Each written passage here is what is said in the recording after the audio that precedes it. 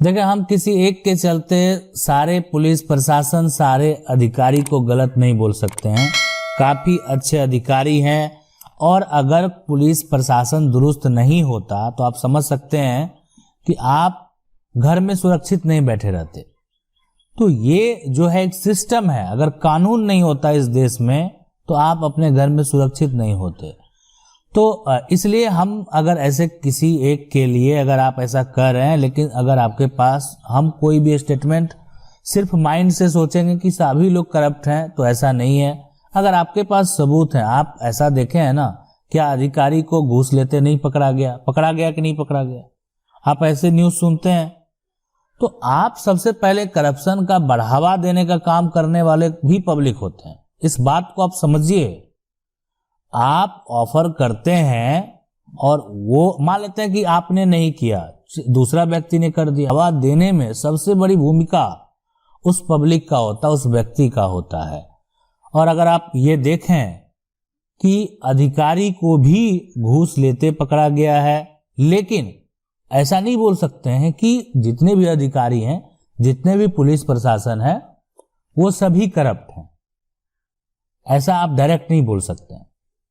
तो इसलिए ये आपको समझना चाहिए, और निगेटिव थिंकिंग जो है बिल्कुल माइंड से निकालना चाहिए।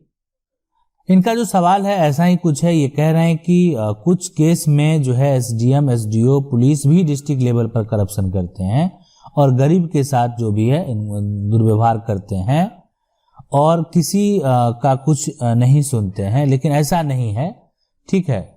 एक प्रक्रिया होता है। आप अगर किसी अधिकारी के पास अपना बात को रखना चाहते हैं तो आप खुद से भी रख सकते हैं, या आप किसी वकील को अच्छे से नहीं रख पाते हैं तो, और उसके ऊपर भी कानून है। ऐसा नहीं कि जो अधिकारी के द्वारा अगर मान लेते हैं किसी में निर्णय दे दिया गया तो आप उसके ऊपर नहीं जा सकते, उसके ऊपर जाने के लिए भी स्वतंत्र है।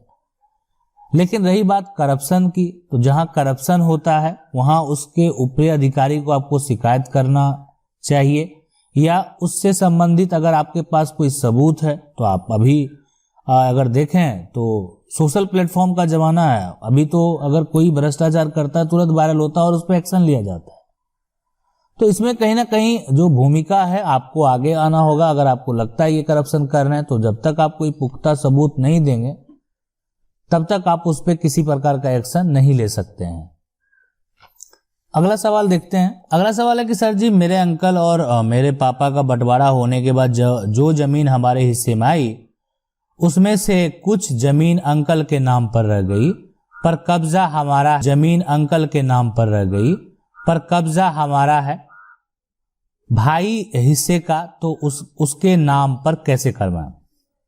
देखिए, अगर कोई भी संपत्ति जो है, आपके जो भी अंकल हैं, बंटवारा होने के बाद जो भी जमीन आया अगर अंकल के नाम रह गया है ना, तो आप का जो भी दस्तावेज है वो सही तरीके से दुरुस्त नहीं है। इसका मतलब, ठीक है, आपने बंटवारा तो कर लिया, आप उसको एक बंटवारा का डॉक्यूमेंट तैयार कीजिए। अगर आपका परिवार में सहमति है तो, सहमति नहीं है तो फिर दूसरा उपाय तो है ही।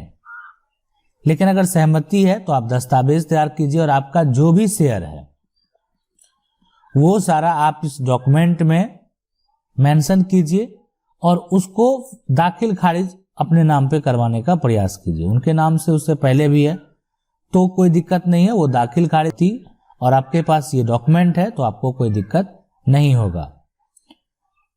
अब यहाँ पे सवाल उठता है कि अगर परिवार में ये समस्या है कि आपस में बनाव नहीं है, तो उस केस में फिर आपको न्यायालय का सहारा लेना पड़ेगा। सवाल है कि हेलो सर, कोई जमीन मेरे दादाजी के नाम से सिकमी था, जिस पर मेरे दादा ने किसी को रहने के लिए कुछ हिस्सा दे दिया, लेकिन उस जमीन पे मेरा भी कब्जा है, और फिर हम जमीन का जो है कायमी भी करा लिए हैं जमींदार से, लेकिन वो आदमी जिससे मेरा दादा ने यहाँ पे आश्रय दिया था, वो जमीन का पट्टा बनाने का धमकी दे रहा है।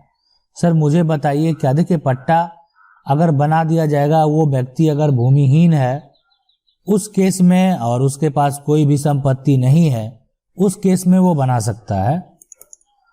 और वो भी रहने के लिए अपना जो है घर जितना भी जमीन होता है उसका वो कागजात बना सकता है।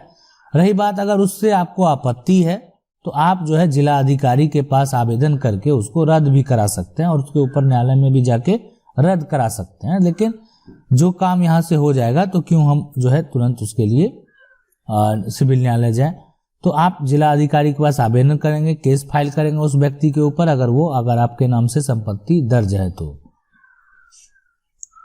सवाल है कि आप यह बताएं कि एक गिफ्ट डीड किया गया, जिसे गिफ्ट डीड रजिस्ट्री हुआ उसे उसका दाखिल खारिज भी हो गया। गिफ्ट डीड वाले हिस्सेदार ने उस जमीन का बंटवारा कर दिया, किंतु इस बंटवारे के अनुसार उसका अलग अलग दाखिल खारिज नहीं हुआ। देखिए, अगर कोई पहला दाखिल खारिज हो गया, अगर उसी के वंशज हैं तो दूसरा व्यक्ति का भी दाखिल खारिज रिजेक्ट करने का कोई कारण नहीं होना चाहिए। हो सकता है किसी व्यक्ति के द्वारा ऑब्जेक्शन, ठीक है, तो उसके जैसे हैं बताते नियम से उसके द्वारा बेची हुई जमीन का खरीदने वाले के नाम दाखिल खारिज होगा नहीं? बिल्कुल होगा। अगर उसके नाम से संपत्ति दर्ज है और वो उसके नाम से जमाबंदी कायम है, वो उसका लैंड का टैक्स देता है, तो वो अगर संपत्ति की बिक्री करता है ना, तो जो उसको खरीदेगा उसका भी दाखिल खारिज हो जाएगा। हो सकता है कि इस व्यक्ति का दाखिल खारिज अवैध क्यों ना हो, तो ये मामला अलग है। लेकिन जो खरीद बिक्री का मामला है वो यही है कि अगर उस व्यक्ति का वो लैंड टैक्स पे कर रहा है, उसके नाम से जमाबंदी कायम है, उसके नाम से दाखिल खारिज है, मुटेशन है, तो वो संपत्ति को बेच सकता है। तो यहाँ पे उसको कोई भी किसी भी प्रकार का जो है दिक्कत नहीं होगा। हाँ, अगर मान लेते पुराना इन्फॉर्मेशन देखा जाता है, नहीं भी तो अगर उसके नाम से वो सारा रिकॉर्ड में मिल जाएगा संपत्ति, तो उसकी रजिस्ट्री हो जाएगी। यदि कोई संपत्ति पिता द्वारा अर्जित है किंतु मां के नाम है, मां की मृत्यु हो चुकी है, अब उस संपत्ति पर किसका अधिकार होगा? पिता का या पुत्रों का?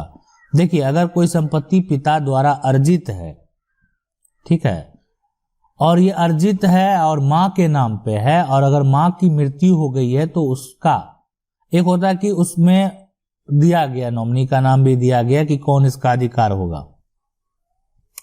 लेकिन अगर वैसा कुछ भी नहीं है तो सबसे पहले पिता का ही अधिकार होगा और उसके बाद जो है उनके बच्चों का अधिकार होगा, मतलब पिता की मृत्यु के बाद ही अधिकार होगा। तो यानी यहाँ पे पहले उत्तराधिकारी जो होंगे वो आपके पिता होंगे। सवाल है कि मेरा एक सवाल है कि मेरी जमीन का पूरी रसीद मैं कटा रहा हूं और यहाँ पे जितने की रसीद नहीं है, अन्य लोगों के पास है और दिखा रहा है कि कागज और मेरा पिता से।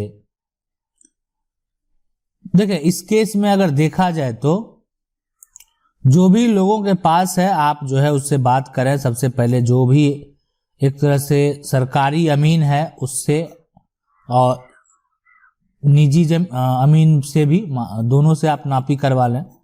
दस्तावेज सरकारी अमीन से पूरा तैयार कर लें।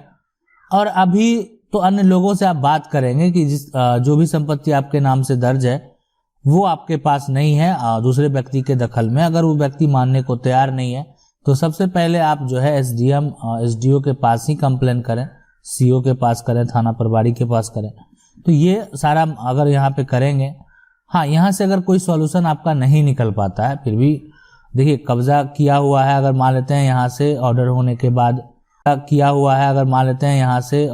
के बाद कोई भी सॉल्यूशन नहीं निकलता है, तब आप जो है न्यायालय का प्रक्रिया भी कर सकते हैं। उसमें आपको टाइटल सूट जो है करना पड़ेगा और उस व्यक्ति के ऊपर जो आपके संपत्ति को कब्जा किया, आप संपत्ति वापस पा सकते हैं।